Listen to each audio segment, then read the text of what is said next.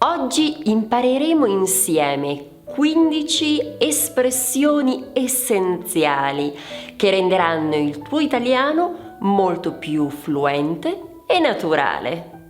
Queste frasi sono quelle che noi italiani utilizziamo spesso nella vita quotidiana, pertanto preparati a parlare come un vero italiano.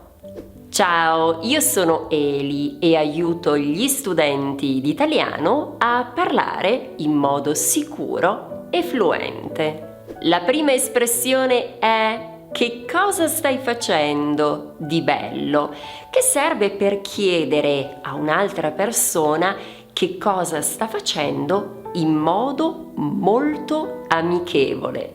Vediamo un esempio. Ciao Marco, che stai facendo di bello oggi? Ricorda che l'espressione di bello si usa spesso per aggiungere un tocco amichevole e curioso alle domande, soprattutto quando si chiede a qualcuno di raccontare qualcosa di interessante o piacevole che sta facendo o ha fatto.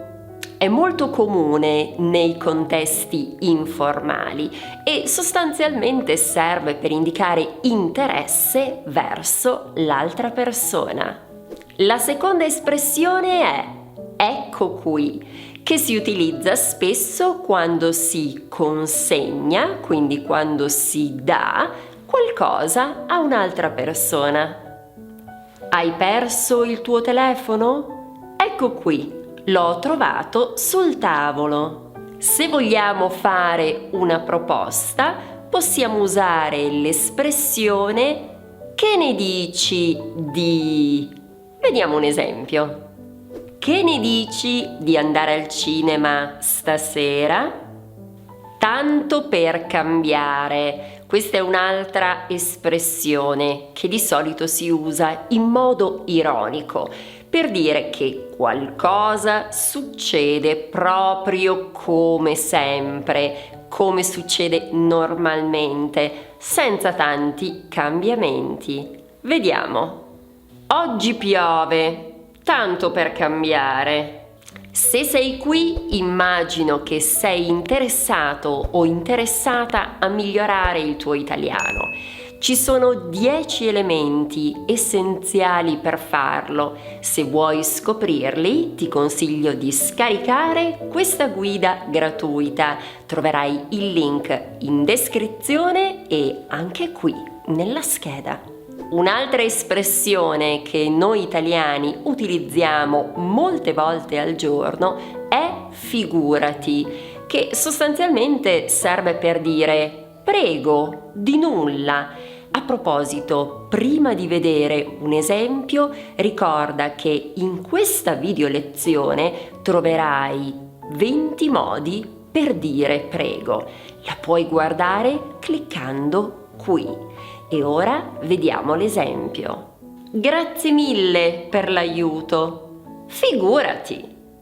Per incitare a fare qualcosa o semplicemente per esprimere incredulità, noi italiani utilizziamo dai. Dai, non essere timido.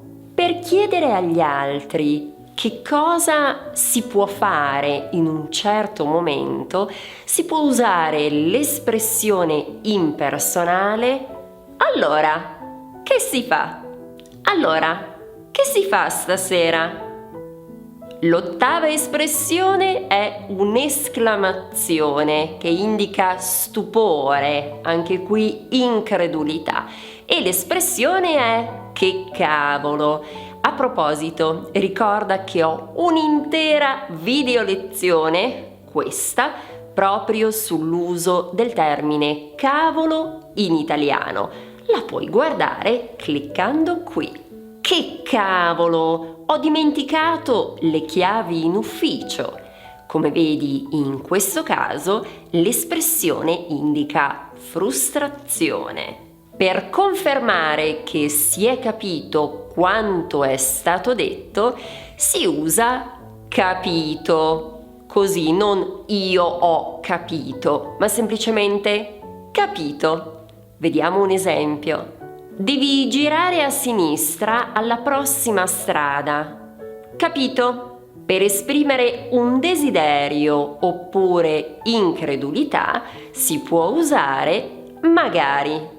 Magari potessi venire con voi in vacanza. Attenzione però, perché ricorda, magari ha due significati. Da un lato, questo è il primo, lo abbiamo visto, corrisponde all'inglese I wish, ma è anche un sinonimo di forse e quindi significa perhaps, maybe. E per augurare buona fortuna, che cosa diciamo noi italiani? Utilizziamo l'espressione in bocca al lupo e anche qui ho spiegato l'origine di questo modo di dire in una bella video lezione. La puoi trovare qui.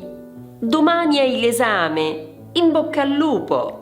Se vogliamo esprimere accordo o entusiasmo per una proposta che ci è stata fatta, possiamo dire ci sto. Vogliamo andare a mangiare una pizza stasera? Ci stai?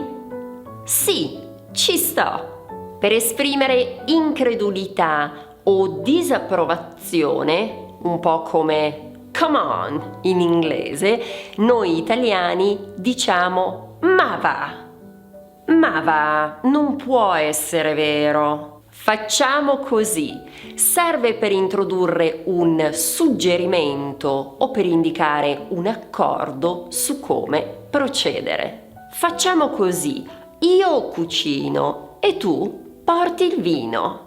Non mi va serve invece per indicare mancanza di interesse o desiderio per qualcosa. Non mi va di uscire stasera, sono troppo stanca. E ora ti chiedo di dirmi qual è la tua espressione preferita qui sotto nei commenti.